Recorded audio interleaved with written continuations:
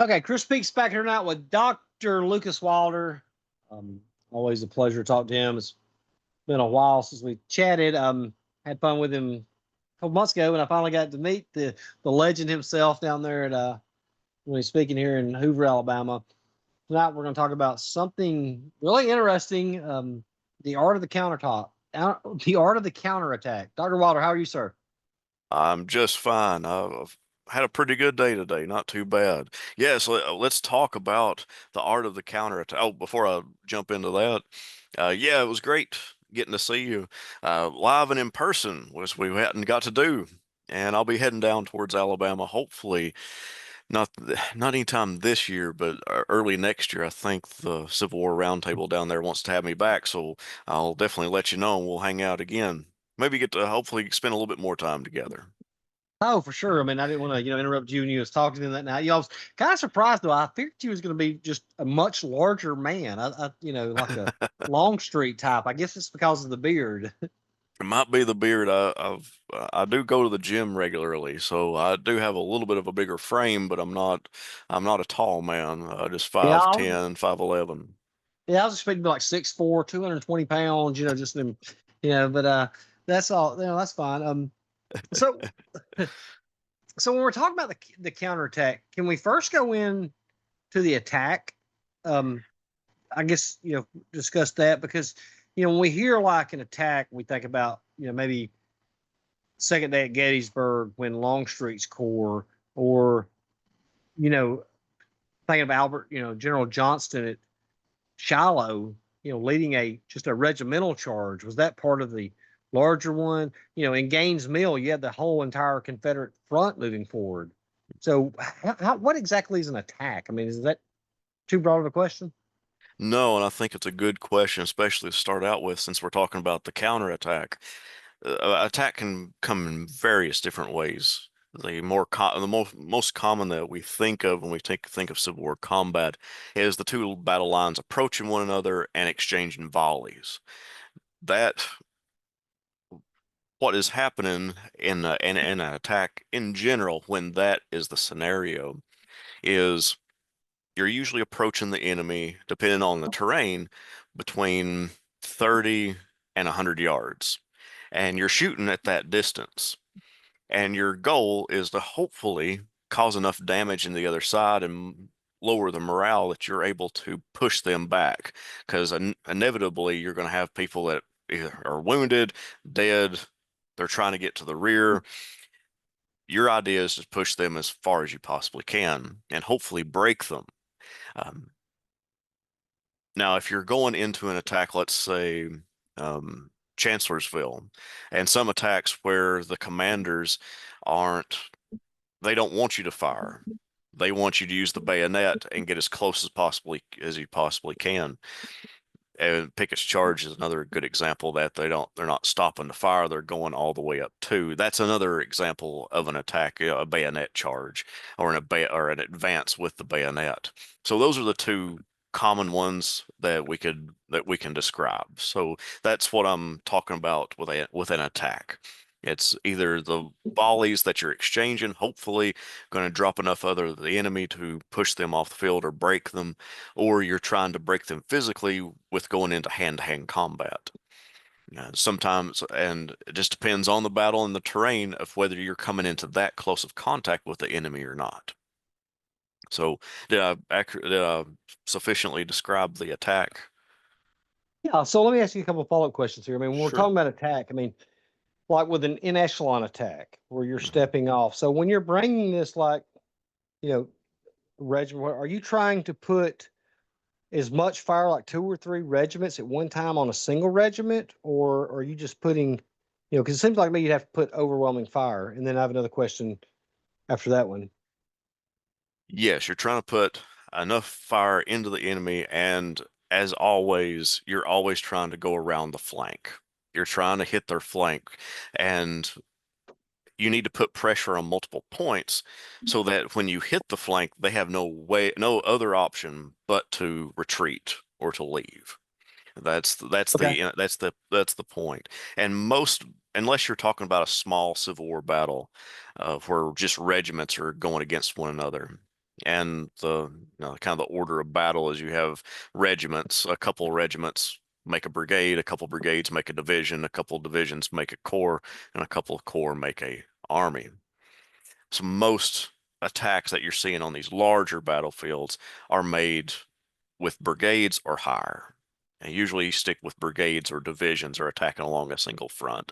But there are instances where an entire corps or an entire army nearly could be, it's hardly ever an entire army, although we see that at Shiloh where they're trying to maneuver around 40,000 men into one coherent attack and it breaks down completely.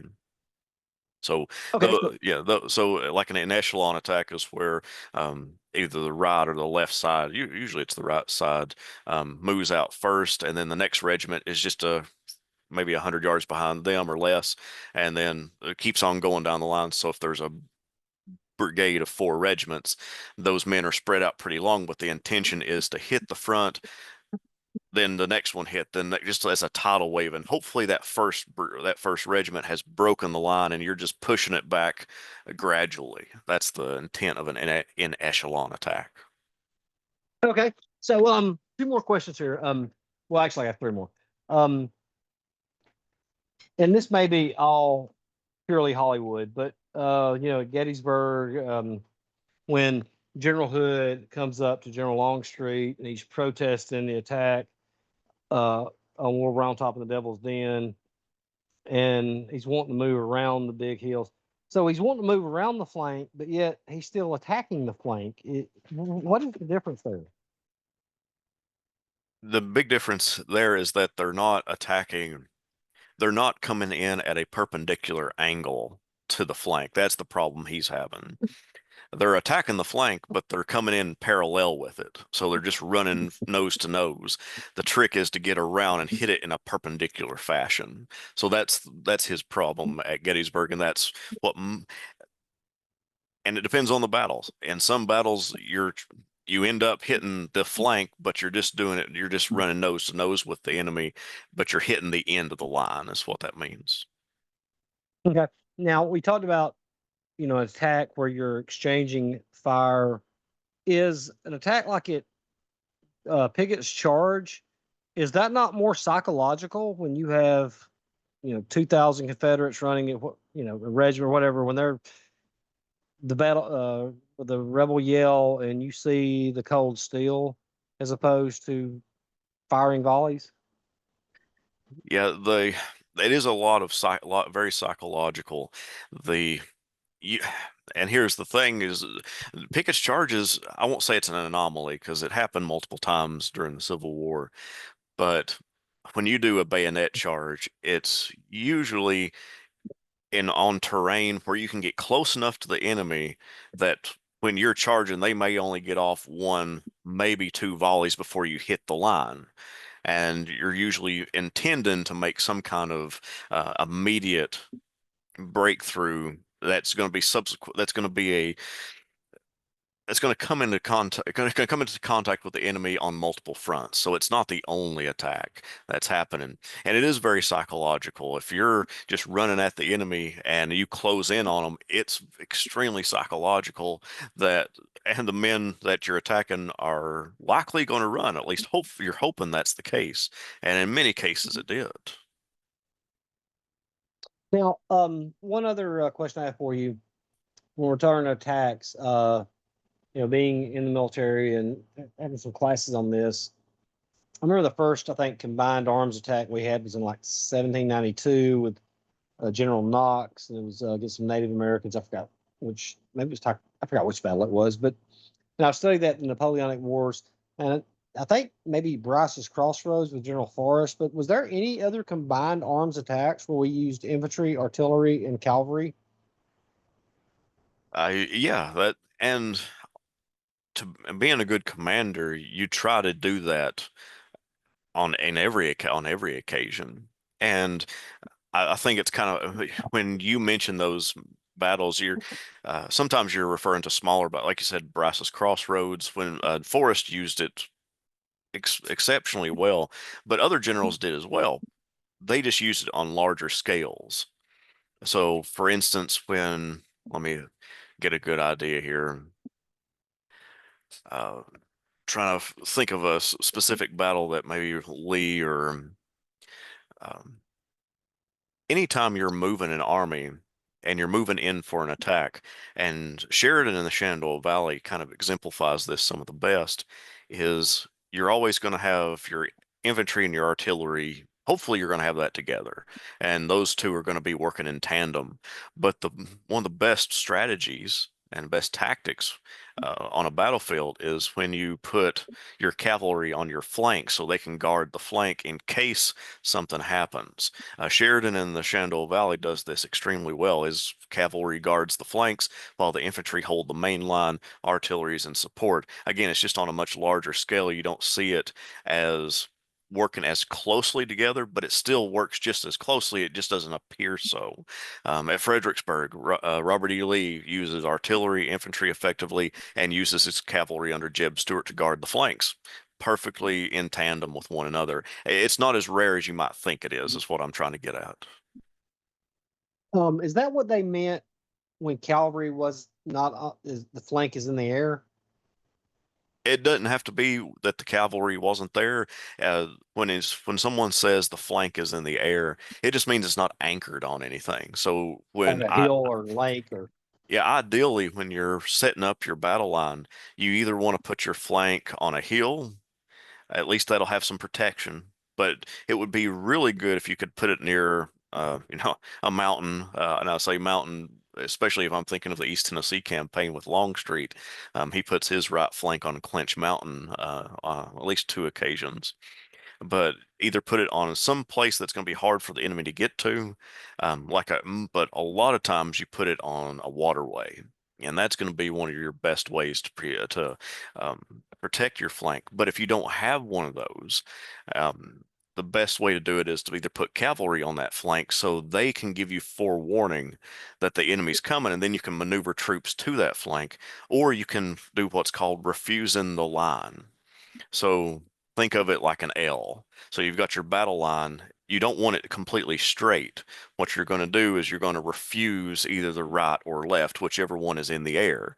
And so that means you're going to put, sometimes it's as small as a regiment, but it could be large as brigade or a division. You're going to put it perpendicular to your flank. So you've got something, it's no longer in the air. It is blocked. It is blocked from the enemy being able to attack it easily. Did I paint that picture clear enough? oh, absolutely, yeah, I can Yeah. see it in my mind. So let me ask this: we just had the first anniversary, I think yesterday or the day before, of the Battle of First Manassas. Yeah, Yes. it's been a Southern. I always love calling it that. So was that where we seen the first counterattacks? Yes, we saw, well, some of the first counterattacks. You might even go to the Battle of Big Bethel for that. And First Manassas is pretty good when you talk about some of the counterattack, because the battle, although it technically starts along the fords of Bull Run, the main attack, when it does come by the Union Army on July 21st, 1861, we start seeing heavy fighting on Matthews Hill. Henry House Hill becomes more famous because of Stonewall Jackson, but the first heavy fighting takes place on Matthews Hill, and the Confederates get pushed off of Matthews Hill. Once they get pushed back, it's that I won't even, it's somewhat of a counterattack, but it's the stand. You have to remember, and we talk about this multiple times. I think it's came up every single time we've talked in the last year, maybe 2 years, is that It's when been you, 4 years now. well, I'm saying, I know we have brought it up at least for 2 years. We've talked for a while, but at least for 2 years, we have brought up that when you attack and you succeed, your army is nearly just as broken down from chasing after the enemy, from taking casualties. It's just about as bad of a dilapidated state as the army that you just defeated, or the group you just defeated. So when they get to Henry House Hill, where Stonewall Jackson stands like a stone wall and gets his name, and he launches a counterattack, that's pretty devastating because the Union Army, they've succeeded. And they even have reinforcements at this time, but they start pushing, and Jackson stands still, delivers volleys, and then does a counterattack. That's not the end of the battle, which a lot of people kind of think about. He even gets pushed back a little bit on Henry House Hill. It's not until later in the day when Jeb Stuart and Jubal Early hit near the flank of the Union Army that they really skedaddle. Um, but the counterattacks that we kind of most think about, the counterattacks that, Well, uh, let me ask you this before you go. Let me sure, ask you this before you go into that. Is sure. there a difference between making a good stand as far as what damage you can inflict as opposed to a counterattack? When you talk about the Confederates at, Antietam, if you stand, hold the ground, is there is there any much more to gain than doing a counterattack? That's a very good question. It may be just on par. I mean, just right there with a good counterattack. But what's going to happen is if think about and this and this is a good segue into what I was just getting ready to go into, because let's look at two battles here. Okay. Let's look at Shiloh and Stones River. All right. So let's go with what you just said. How good, and this may go into politics rather than military in some respects here. At Stones River, the Union get pushed back, but they ultimately make a stand on the Nashville Pike and in the Round Forest. They hold their ground. They get pushed back initially, but they don't counterattack. But they hold their ground and are able to hold off the Confederates. How was Stones River thought of by the Northern public? Abraham Lincoln thought it was a good victory that they had because not only did they um, defeat the Confederates, but this was the first major victory after the first major victory after the Emancipation Proclamation. But then you juxtapose that with the Battle of Shiloh. Similar thing happens. The Confederates, they're amassing around 40,000 men. They bust into the Union camps on April 6th, push them all the way back to Pittsburgh Landing, and Grant is able to stop. But it's a lot of it's nighttime, and again, when you're attacking, your your force is falling apart just as badly as the ones that just got defeated. And so he's able to hold on to some ground by the end of the night. The next day, here's the difference. Stones River takes place over 3 days, but the next day at Stones River, General Rosecrans doesn't do a counterattack. And this is on grand scales. This is not even talking about smaller scale counterattacks, which we can go into as well. But just on the large scale, Rosecrans doesn't do a counterattack, knowing that the Confederates would have been, again, just as, or maybe he didn't know. That's what got me thinking and what proposed this topic to you for us to discuss is, did Rosecrans know the art of the counterattack? And so I pose this question to you and anyone listening. Were the generals who were familiar or knew the art of the counterattack the better generals? Well, let me rephrase that. It's not the best way to phrase it. Was it the generals who knew the art of the counterattack that rose to the top? And I think that's pretty true to form. Every general that we think of as being a great general knew the value of the art of the counterattack. And so we see, for example, Grant at Shiloh. The day has been horrible for him. And Sherman mentions to Grant, says, "We've had the devil's own day." And Grant says, "Yeah, lick 'em tomorrow, though." That's the art of the counterattack, knowing that the enemy is going to be just as broken up as you. And he knew this, and he does this. He utilizes it. Um, we see Philip Sheridan. He knows the art of the counterattack. This happens to him at the Battle of Cedar Creek in the Shenandoah Valley. Sherman knows the value of the counterattack. Robert E. Lee knows the art of the counterattack. He uses it on multiple occasions. Um, Stonewall Jackson does. I'm not the biggest Stonewall fan militarily, but he knew the art of the counterattack. He does that at Second Manassas beautifully. He has some other problems at Second Manassas that we won't get into that I've got, but um, he knew the art of the counterattack. Then we look at Rosecrans, Stones River. He does not to know the art of the counterattack. He's not able to push back the Army of Tennessee at Stones River. We look at, let's see. Let me ask you this. Sure. Um, doesn't, you mentioned the art of the counterattack, and you mentioned General Sherman and General Grant, and they saying we'll look at them tomorrow, but does that not come into play that he had 25,000 fresh troops? I think that, correct me if I'm wrong, 25,000 fresh troops coming in. I mean, if you're bloodied and beaten like two heavyweight fighters in the 15th round, do you really have enough to go after that guy if you don't have that reserve? In all honesty, I do believe, and I think the historical record will back me up on this, Grant would have counterattacked whether he would have gotten those reinforcements or not. Okay. But we look at General Hooker at Chancellorsville. Yes, he attacks, he gets pushed back, he makes a little bit of a counterattack. It's not major. But then when Jackson finally attacks his line and does the devastating attack during the Battle of Chancellorsville, he's getting reinforcements too. Not all of his whole army is there at Chancellorsville. He brings a bunch from Fredericksburg to come to Chancellorsville. Yet, even with reinforcements, he doesn't do a counterattack. So you see these two very similar situations. Both are coming across rivers. Both have been knocked back by major attacks, but they're still intact to some extent. One launches a counterattack and one doesn't.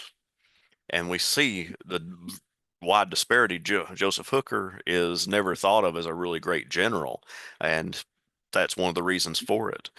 We see McClellan. One reason we talk about McClellan and how horrible he was, um, and I don't know if I won't say he was horrible, but he was not, he wasn't that good. And I argue that he's not that good because he doesn't know the art of the counterattack. It's during the 7 days he basically defeats Lee because the Confederates attack, and he usually holds his ground on multiple fronts, yet he never launches a counterattack. At least none that is a concentrated one.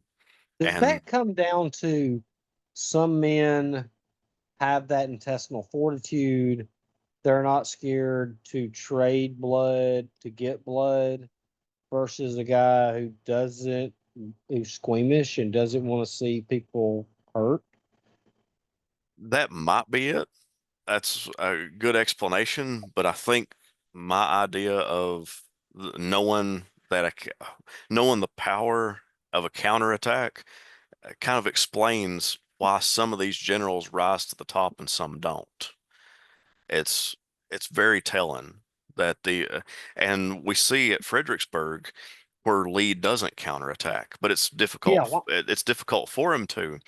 But put it but this he's got him way, on the river, right? they got him on the river. You could push them into the river if you wanted to, but of course they're on Stafford Heights. There's artillery that would um, uh, significantly hinder you.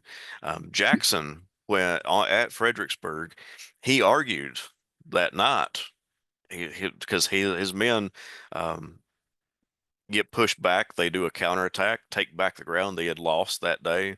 That was at Pleasant Hill. And he wants to do a nighttime, almost a nighttime attack, but that is called off. He does launch his own counterattack while there was daylight, and his men took heavy casualties.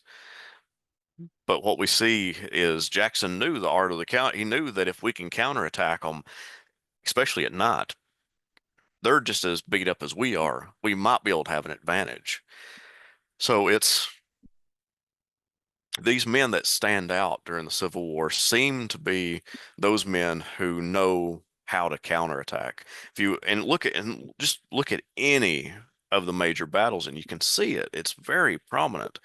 Let's look at the Battle of Perryville in Kentucky. Bragg attacks Don Carlos Buell's army, not all of it, attacks his army. They push back the Union for a little bit. Darkness kind of covers the ground. There's no counterattack.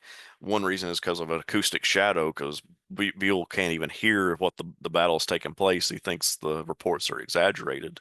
But if he had have taken any of the reports seriously and launched a counterattack, the Battle of Perryville would have looked incredibly different, and Buell may have stayed in command, and he may have been one of our more successful generals. Rosecrans a similar way at the Battle of Stones River. If he hadn't been defeated at Chickamauga, I don't think he would have known the art of the counterattack either way, even if he had won the Battle of Chickamauga. Let me ask you this. Tom Johnson, who's been a moderator for me and a great amateur, is Civil War historian. And I know this is kind of a hypothetical, but he's talking about at Fredericksburg. After that day when they were still on the heights and in the town, and why not just shell the hell out of them? Do they not have the artillery, or was that kind of a gentleman's thing? Did you didn't do that? I mean, I don't know specifically why the artillery wasn't used on the town, although I suspect maybe it was because it was a Virginia town and they didn't want to destroy okay, more of it. That could have been part of it. I don't know the specific reason. I haven't came across it. Of course, somebody more knowledgeable on the battle may have a better idea. But you have to remember that the Union did have extremely good artillery at Fredericksburg. There's and I think I've told the story before, but how one artillery piece from Stuart's cavalry actually delay the Union from attacking for about an hour and a half because our Union artillery are having trouble getting the range on this one artillery piece, because by the time they get the range, that artillery piece moves and it just befuddles them, and so it delays the entire attack. But now, they had 50 pieces of artillery on this one gun, and wow. still never hit it. So Now I cut you off earlier when you start going into uh, different counterattacks. Before you go into that, can you explain what the art of the counterattack is? I mean, as just very briefly, the art of the counterattack is the knowledge that your enemy is just as bloodied getting to you as you are getting attacked, and but doesn't that come into instincts too, though? I mean, you have it to. can it could come into just instincts, but sooner or later you need to know that your instincts are telling you there's some kind of proper way of doing this. Or does that come And from your cavalry or your scouts? Tell, hey, these guys just threw everything they had against us. We pushed them back. I mean, because we're going in real time there. I mean, we've talked about command and control and getting orders back. I mean, is this something that's happening where they're telling them how bloody they are and we need to attack now? sometimes it is reports coming in, but sometimes it's almost instantaneous where you have a unit that captures a location, but the opposing army knows that they don't have enough time to get reinforcements up there. So if we counterattack quickly enough, we can push them back again and take that ground we just lost. That happens on quite a few occasions. So it's sometimes there's enough of a delay that would allow that, and sometimes it's almost instantaneous that it's just the men on the ground that pick up on the situation that we need to counterattack. We need to recover this lost ground. And a lot of times you'll see the bayonet charge being used because you're trying to take the ground very quickly, and the enemy will be demoralized just because they've lost men trying to get to a location. Okay, so tell us. Talking about some of the great counterattacks. Do you want to go into that now? I mean, some of the. Well, one I've already mentioned, which was the Battle of Shiloh, and I think it really exemplifies why Grant is uh, rises up so highly. And again, it's like the cream rises. Those men who know how to counterattack and are persistent in that counterattack rise up. Robert E. Lee is one of these gentlemen that knows the art of the counterattack. And one of the best examples, and then I'll go to your favorite battle that you like to talk about, which is the Battle of the Wilderness Hmm. or the Battle of Spotsylvania Courthouse, even better. That overland campaign, Lee understands the art of the counterattack and knows, for instance, let's just take Spotsylvania at the Muleshoe. Yeah. Grant has massed almost the entire Second Corps and parts of his other parts of other corps to attack this one location. Lee's army is, to some degree, almost incinerated on contact. The Muleshoe is taken. But the Second Corps has been so disorganized and so bloodied from this one attack that some men are just kind of milling about. They don't know what to do. It becomes chaos within the Union side. What does Lee do? He launches a counterattack. He throws every single force that he has on immediate hand and calls up for more. And he takes back the same ground he lost. I mean, it's a beautiful example of the counterattack. He knows that he can retake the ground. Now he is not able to hold it, but it's kind of a moral thing, or a morale thing, not moral, a morale thing. The men gain a lot of morale by taking the location that they had just lost. Is That's it quick extremely thinking? important. It's quick thinking. You have to be quick on your feet. Again, some counterattacks, as I just said, some are maybe hours apart and you may be able to get information that they're weak at this point still. But a lot of it's quick thinking right on the spot. And Is the Spotsylvania counter Courthouse is great. is the counterattack successful because you've made this breach in the line, your regimental commander's down, your company commander's down, you've got a sergeant now taking control of the platoon because of command and control? I'm not sure if if that's, it's definitely the case for the group that's just attacked and taken the ground before the Yeah. counterattack takes place. Yes, there's commanders down, there's casualties that's been incurred taking that. So as I said with the Muleshoe, it's chaos. Even on the winning side, it's chaos. And so if you can put enough men in that one sector and take advantage of that chaos, it pays off great dividends. We see that with that first battle we mentioned, which was First Bull Run. The counterattacks that are launched there, that's some amazing back and forth on that battlefield, seeing it go change hands. But if you want to look on a larger scale, if we want to look at Gettysburg, where it's always everybody's always complains about Meade not counterattacking. Like Lee's, almost three divisions have attacked the Union line. They've been defeated. They're going to be weak. Why not launch why not launch a counterattack? Um, he believes that his men are far too weak to launch a counterattack when he still had plenty of troops that were fresh on the field. He didn't know the art of of the counterattack. I truly believed that. And we see that even when um, if I'm not mistaken, he is a division commander by that point. Yes, division commander at Fredericksburg. He's the one who breaks Jackson's line. He captures a section of Jackson's line, and Jackson counterattacks, drives Meade all the way back to the Rappahannock River. Now Meade's able to hold on, but he doesn't launch another attack, a counterattack to overtake the ground. So I think that's a fault of Meade that he's just not accustomed to the art of the counterattack. Jeb Stuart, a very famous cavalier. He won a lot of battles through his many counterattacks. He knew when someone took the ground, if he attacked again, there's a pretty good chance that he's going to retake that ground, especially if the enemy is disorganized enough. We see all kinds of, especially at Second Manassas, where Robert E. Lee is able to launch a massive counterattack well, it's a flanking attack, and he tries to get Jackson to launch his own massive counterattack because it's Jackson that takes the brunt of that battle.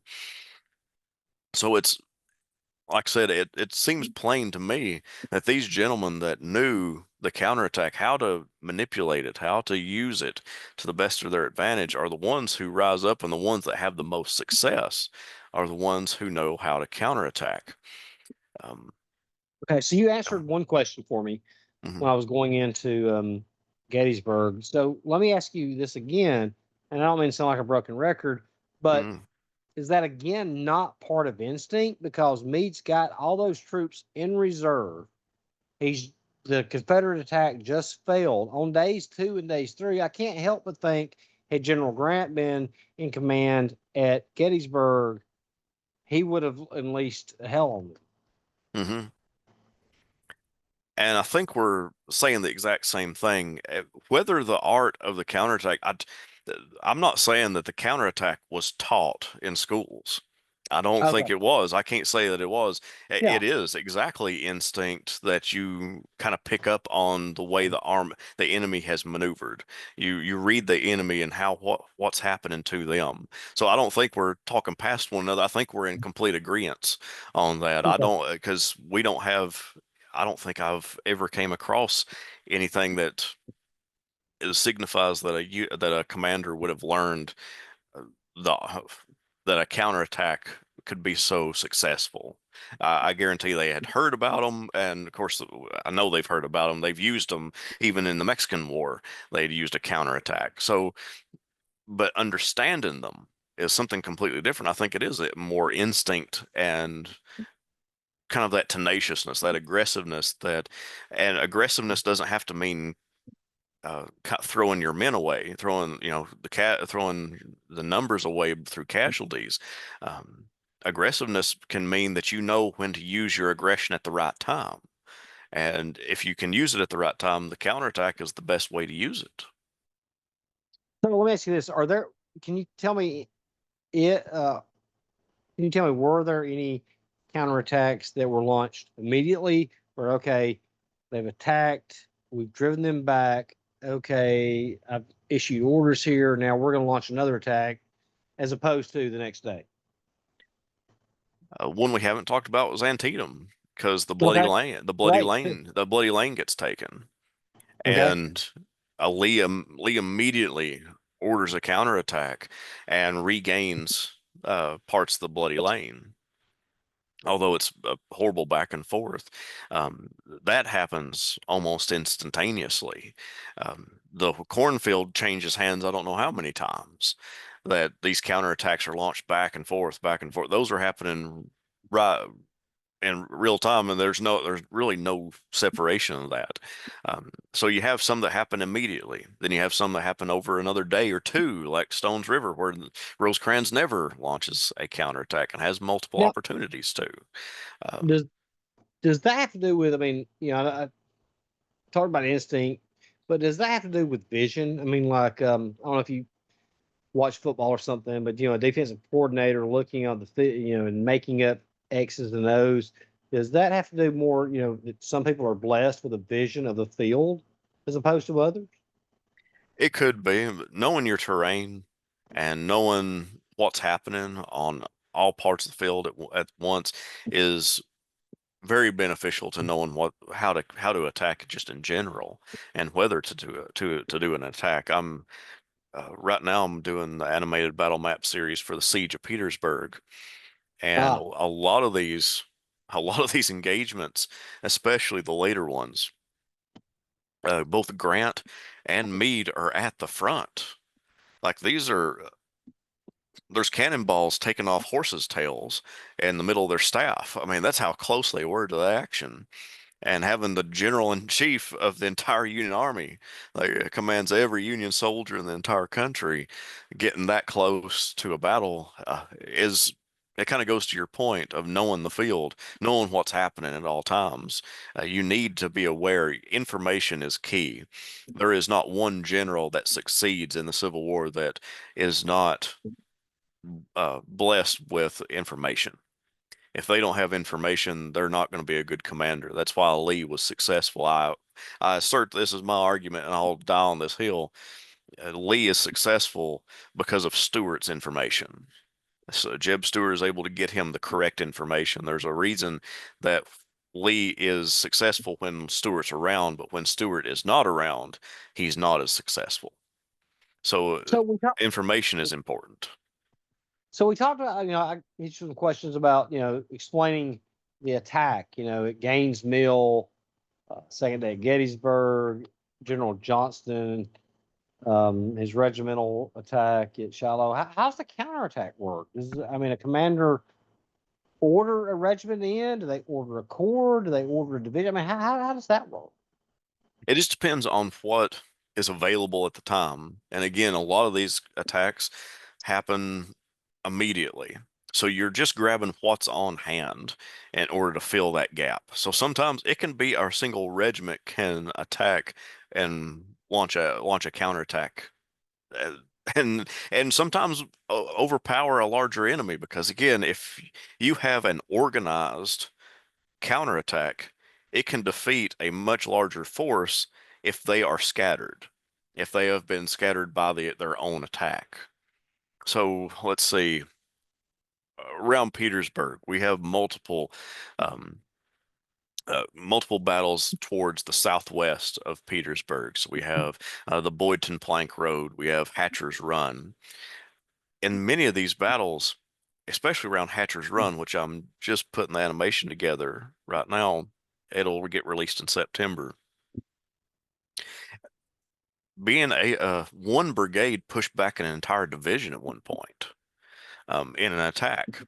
And then it took an entire division to reorganize itself and to launch another counterattack to push that one brigade back. So you're looking at 2,000 men pushing back 5,000 or 6,000. That's significant. That's huge, hugely significant.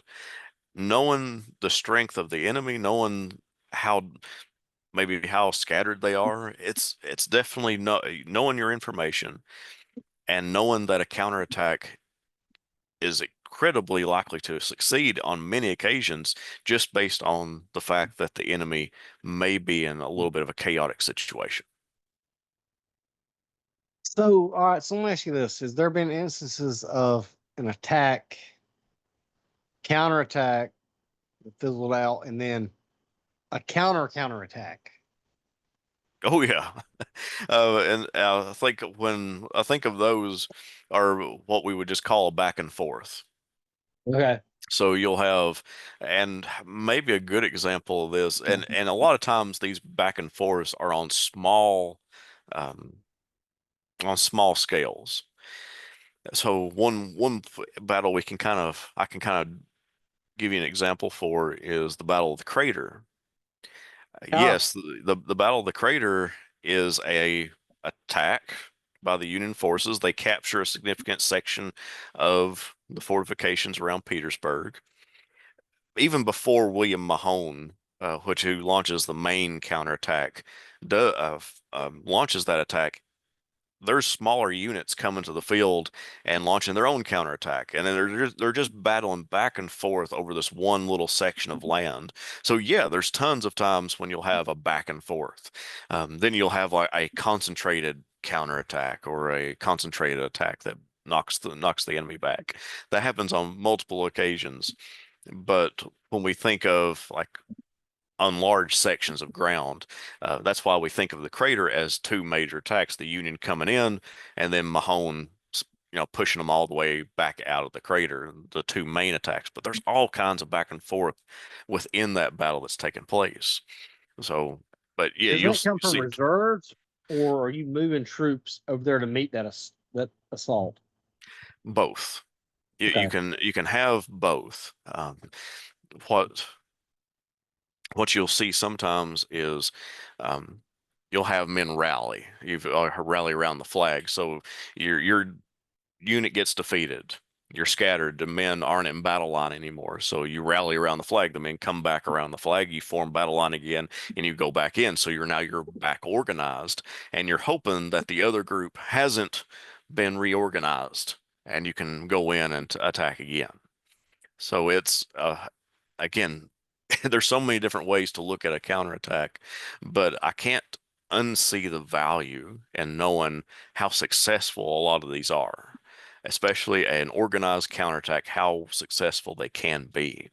I think that's why so many people get down on Meade after Gettysburg. They get on Rosecrans after Stones River. They get on Buell after Perryville. They get on all these generals, and it's all the same thing. That's why I brought up one other reason I brought up the topic to you is like I'm seeing this in every battle I study and look at them. Like the men that don't launch the counterattacks are the ones that get lambasted in the newspapers for being unsuccessful. So let me ask you this. I mean, I think when the counterattacks were mainly focusing on infantry, is there such thing as a counterattack between artillery units, between cavalry units, between sharpshooters?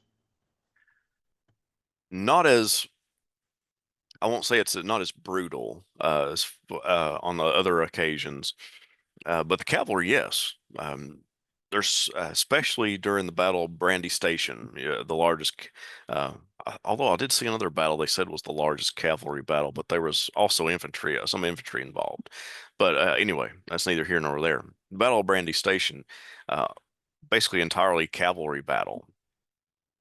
And there is tons of back and forth. Jeb Stuart he's doing both of what you just asked. He's reorganizing units that's been pushed back and throwing them back into the fight. He's bringing up reinforcements to go back into the fight. Jeb Stuart's his tactics really revolved around the counterattack. He knew that if he could brandish all kinds of sabers and pistols, he could drive back an enemy. Of course, that eventually that mode of attack fizzles out because of repeating lever action rifles and the evolution of the Union cavalry that comes about at the end of 63 and into 64. Those counterattacks that he's launching, those types of counterattacks he's launching, the saber charges, just aren't going to cut it anymore.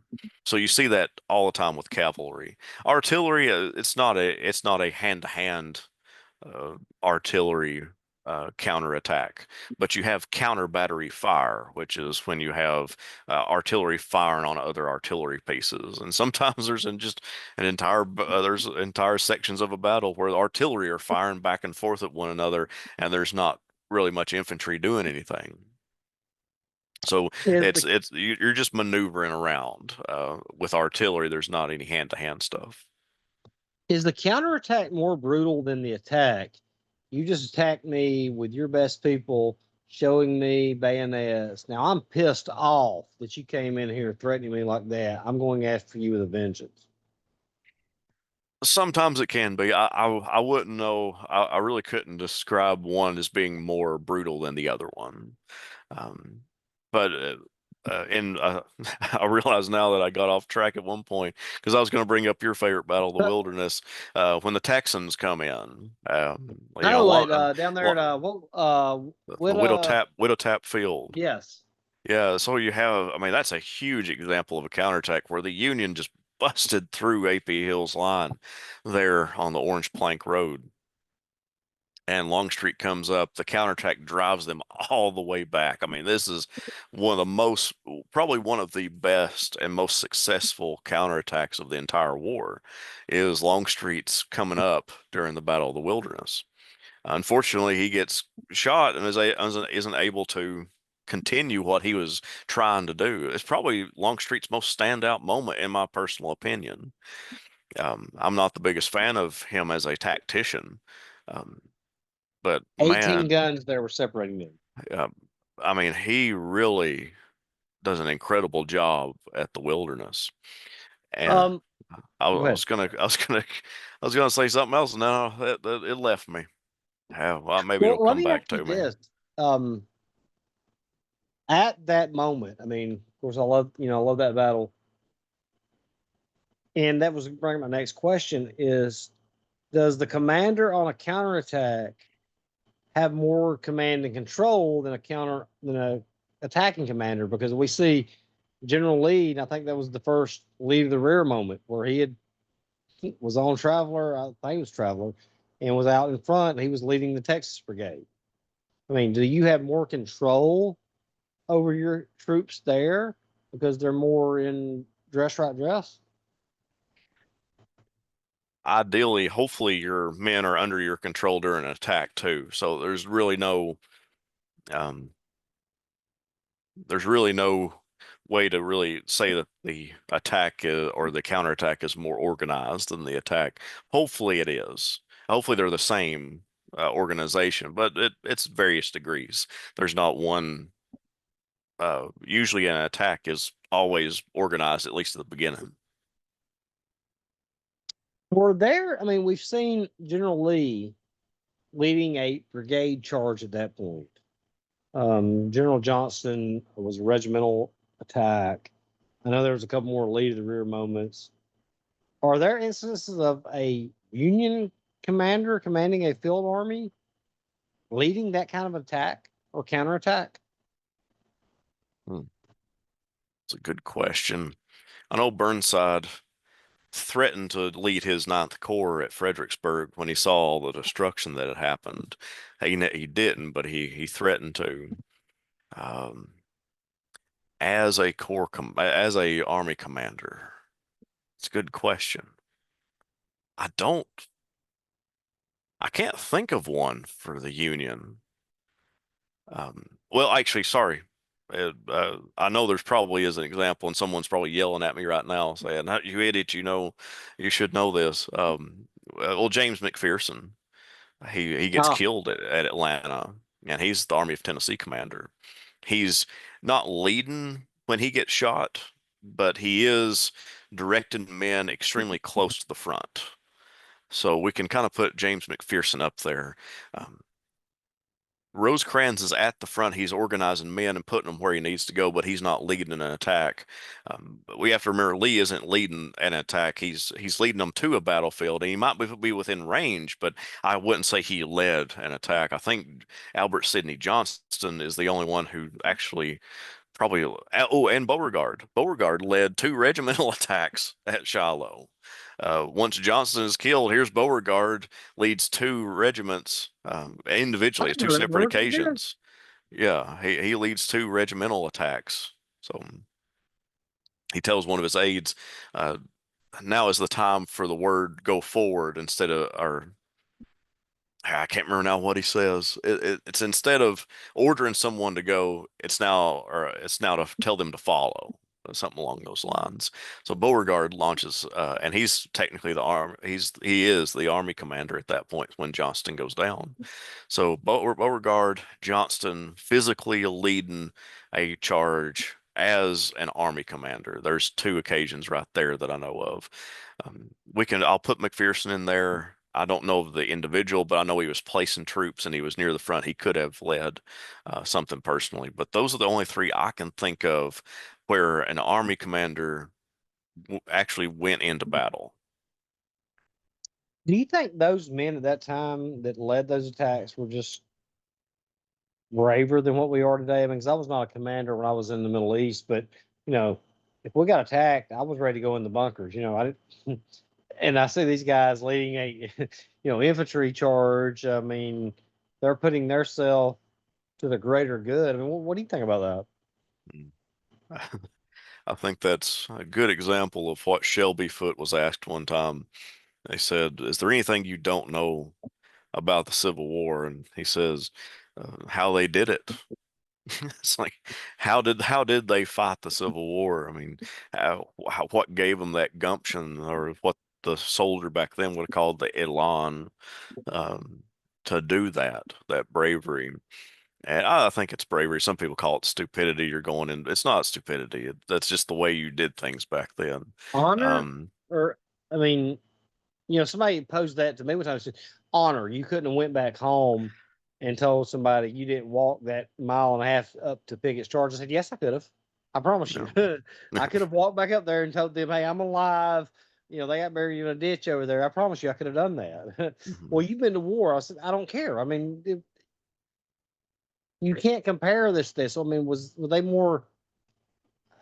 They have more valor than we do today, or they have more value on life? I don't know. I don't. It's hard to explain Yeah, I know. because, uh, and I'll kind of put it to. I'll say this, and we'll uh, kind of wrap up here. The When the siege of Petersburg happens, even the overland campaign. So let me take you back to the overland campaign, and then what develops into the siege of Petersburg. 1864 is a revolutionary moment with Civil War armies. Whether you're looking at the Army of Tennessee, the Army of the Cumberland, the Army of the Ohio, the Army of the Tennessee, the Army of Northern Virginia, or the Army of the Potomac, all these soldiers by 1864 have realized the benefit of earthworks and breastworks. Yeah, You know, build something up, put something between you and the enemy. That gets, I mean, that's becomes their main goals. So much so that as soon as they stop, they start throwing up all kinds of obstructions. yeah, Grant and other generals make a comment by the time the siege of Petersburg is happening that these men have become so accustomed to not attacking a fortified location, it's hard to get them to do it now. So maybe, I mean, this is just me thinking off the top of my head, and someone please correct me if I'm wrong.